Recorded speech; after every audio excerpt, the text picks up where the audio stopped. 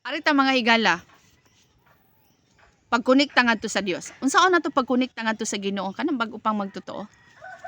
Pagkunikta ngadto sa Dios. Dayon diri sa Marcos 1:35. Kadlawon pagani mibangon na si Jesus og milakaw, migawas siya sa lungsod og miadto sa usa ka dapit nga awaaw og nagampo didto.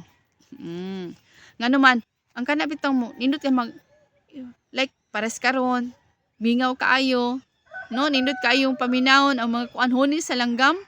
Pero sa kadlawon pa mga higala nibangon si Jesus Christ aron pagkonekta, no? Nagampo siya ngadto sa Amahan. So, ang pagkonekta sa Dios mao ang pagkonekta sa iyang pulong. Ang pulong sa Dios kay buhi. Kini makausab kanimo kung ikaw mobasa og i-apply kini sa imong kinabuhi.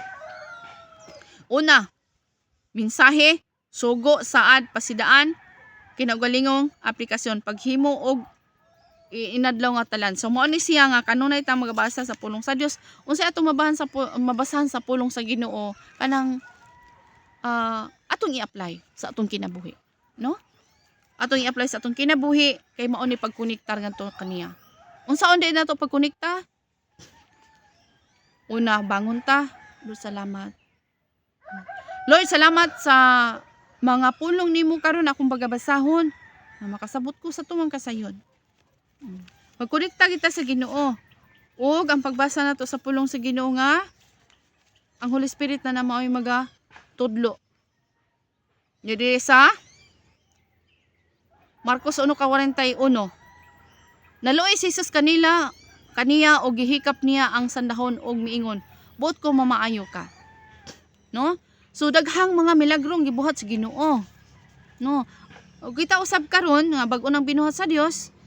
So mo na gitudlo si Ginoo nga maayo tag masakiton. Nya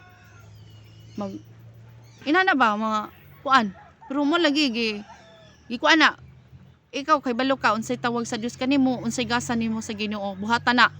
Kay kana kun dili na nimo buhaton na ihatag na sa lain. Kinahanglan nga dili na mawala nimo. Kinahanglan dili na mawala nimo mga higala. No? Dasig-dasig lang.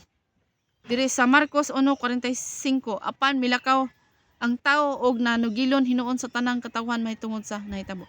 Si Jesus makausab sa imong kinabuhi. No? Ang pagkonektar nato sa Ginoo, mausab gid atong kinabuhi. Ang imong kinabuhi mahimong testimonyo sa tanan. Mahimo kang pasundayag sa himaya sa Dios.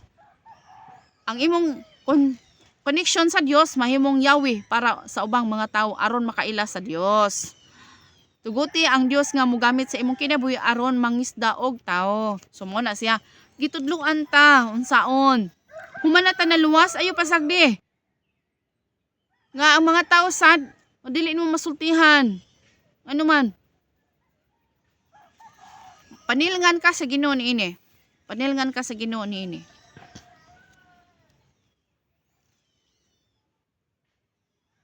Nga tagaan ta og unsa man kanang naa diha sa kinahanglan naata sa bag-o na ta nga kuan o mapasakop ta nga masinugtanon. Mapasakop ta nga masinugtanon. Panagdait sa mga dili magtotoo og mga magtotoo aron sa pagsimba sa Dios. So, bisan pag dili na magtotoo na makita sa Dios, makita sa tao ang imong kinabuhi nga si Kristo nagpuyo diha nimo. No? Sige ingon, number 1, kusog, pagtabang, number 2, number 3, mga higala, number 4, pagdasig, number 5, pagtubo. Kinahanglan mo tubo kita sa espirituhanon nga bahin. No. Marcos 2:5. Marcos 2:1-5. Paglabay sa pipila ka adlaw mipauli si Jesus Capernaum og gidungog ni nga siya diha na sa ila. Busa nanugok ang daghan kaayong mga tawo ug tungod niini wala nay luna sa balay nga ilang kasudlan. Bisan gani diha duol sa pultahan samtang si Jesus nagwali sa mayong balita. Tulo may nangabot nga nagdala og usa ka paralitiko nga giyayungan og 4 ka tawo. Tungod sa kadaghan sa mga tawo wala sila makaduol kang Jesus og ilang gitunton ang paralitiko nga naghigda sa iyang higdaanan. Nakita ni Jesus nga dako kayo ang ilang pagtuo kaniya. Busa miingon siya sa paralitiko, "Anak, kipasaylo na ang imong mga sala." Makita ni Hesus ang imong pagtuo pinaagi sa imong pagtabang, sa imong pagtambong. Ang imong mga sala mapasaylo kung mangayo ka o kapasayloan kaniya, maayo ka. So inana, nganong naihawang bisag daghan tag kwarta? Hallelujah. Nganong hawang nga bisag daghan tag kwarta nga aduna gyoy kahawang. Aduna tay makita nga nganong nagpakamatay man na siya nga naman siya ang tanan. Hawang din ha. No? O ngano man na siya nga inana man. Tungod kay gidisinyo na si Ginoo dira nga hawang kay siya ang musulod dira. Munang ato jud ato jud i-welcome ang Ginoo sa atong kinabuhi, no? Ngano man kay siya ang tag-iya sa tanan nga mga butang. Bisan pag naa na tanan nimo, di kinalan jud ka Ginoo. Kinalan ka Ginoo. Kay ayo i-Ginoo ng imong mga kabtangan. Di na may makaluwas nimo. No, ayo Ginoo nimo mga kabtangan kay di na makaluwas nimo. Ang makaluwas nato ang atong Ginoo Hesukristo. Muduol ta niya. No, gitawag sige ingon ba nga naatay? Naatay pagigrelasyon sa Dios. Sa atong isikataw, sa atong magtotoo. Bisan sa dili magtotoo. Kinahanglan makita si Kristo sa imong kinabuhi. Kinahanglan makita si Kristo sa kung kinabuhi nga makita sa mga katawhan. Uy, kaniadto pala away na siya nya karon dili na lagi. Oh, glory to God. Hallelujah. Kaway-kaway naman diyan. So, salamat kay Ginoo.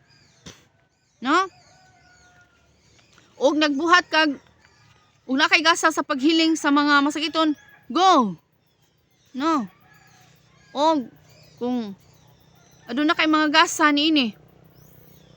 Og pag kanang pagkuan og mga nagdiliyawaan. So ang Ginoo may mutabang kanato.